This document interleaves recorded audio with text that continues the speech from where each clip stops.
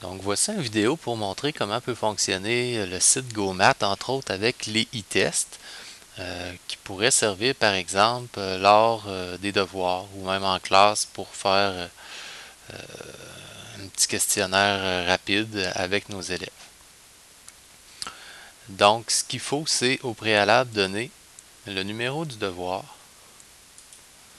Donc devoir 1 par exemple, on donne le numéro à l'élève, on dit ce soir tu rentres le numéro 4581 avec un mot de passe maths. Et l'élève par après, bon, écrit son nom. Moi, je vais rentrer Patrick parce que j'ai déjà rentré mon nom tout à l'heure.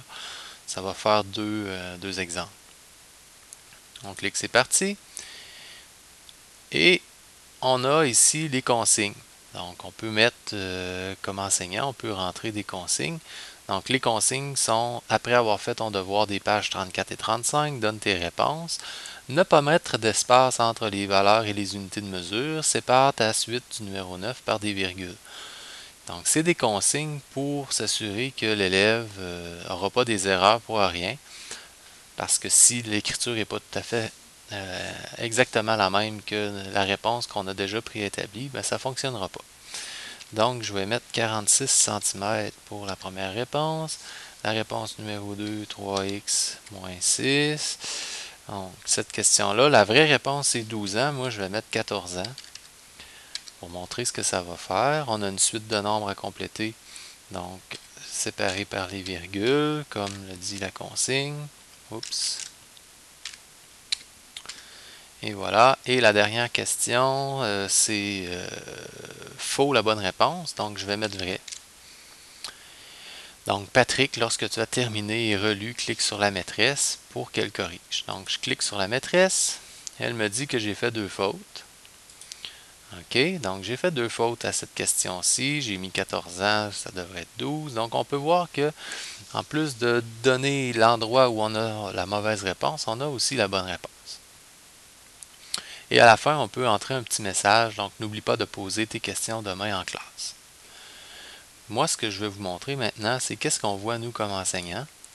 Donc, je suis dans ma boîte de gestion de e-test et je vais actualiser ma page. Donc, on voit que maintenant, j'ai 2 élèves, donc Frédéric, que j'avais déjà pré-rentré, et Patrick, qui est le résultat que je viens de rentrer. Je peux voir chacun le nombre de fautes, j'ai la moyenne aussi en pourcentage, le temps que ça a pris pour faire l'évaluation et l'endroit où ils se sont trompés.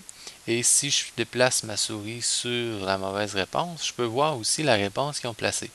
Donc à ce moment-là, je peux voir si c'est vraiment une vraie faute, si on veut, ou c'est tout simplement une faute par rapport aux espaces ou par rapport aux unités de mesure, parce qu'un élève qui aurait écrit 12 au lieu de 12 ans, ben, l'ordinateur, il va lui écrire comme étant une mauvaise réponse. Donc, comme enseignant, je peux vérifier qui a fait ces exercices, puis aussi, je peux voir que, par exemple, la question 5 n'a pas été bien comprise. Donc, le lendemain, je peux revenir en classe avec des explications sur le concept de cette question-là. Ça fait pas mal le tour de ce que je voulais vous montrer. C'est sûr que vous pouvez aller explorer vous autres même avec le site Mathbox et vous pouvez tenter vos expériences en classe.